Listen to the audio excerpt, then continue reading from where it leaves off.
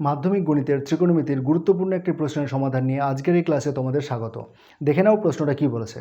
প্রশ্নটা বলেছে tan θ + sin θ = m এবং tan θ - sin θ = n হলে প্রমাণ করো যে m² - n² = 4√mn। অঙ্কটাকে আমরা শুরু করছি এইখান থেকে। অতএব m² - n² কী হবে দেখো, tan θ + sin θ তার whole square minus tan θ - sin θ তার হোল স্কোয়ার। এইবার দেখো এখানে a + b তার whole square minus a - b তার হোল স্কোয়ার। আমরা জানি এটা হচ্ছে 4ab সূত্র, তাহলে 4 tan θ ইন্টু sin θ সূত্র।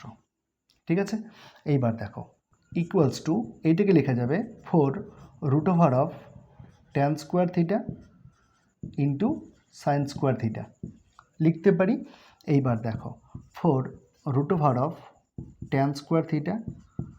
sin² θকে আমরা লিখতে পারি 1 - cos² θ, তাহলে লিখছি 1 - cos² θ। 4 এবার গুণ করছি দেখো, তাহলে tan² θ minus tan² θ into cos² θ। এটিকে কী লেখা যাবে দেখো, 4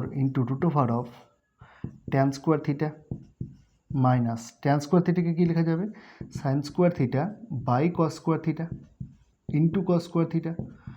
cos² θ ক্যান্সেল হলো, তাহলে আলটিমেটলি পড়ে থাকলো এখানে কি, পড়ে থাকলো 4 √tan² θ মাইনাস sin² θ।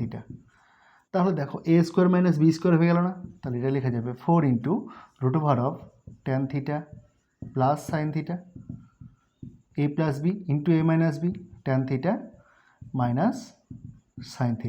ঠিক আছে, এইটাকে লেখা যাবে দেখো 4 √ আমরা জানি tan θ প্লাস sin θ মান কত ধরেছিলাম, m, তাহলে m। tan θ মাইনাস sin θ মান দেখেছিলাম আমরা n, তাহলে mn। এটাই তো প্রমাণ করতে বলেছিল, দেখো m² - n² = 4√mn, এটা প্রমাণ করতে বলেছিল, তাহলে প্রুভ। আজকের ক্লাসটা এখানেই শেষ করছি, দেখা হচ্ছে অন্য কোনো একটা ক্লাসে। ক্লাসটা কেমন লাগলো জানাতে কমেন্ট করো, চ্যানেলে নতুন হয়ে থাকলে সাবস্ক্রাইব করে সাথে দেখো।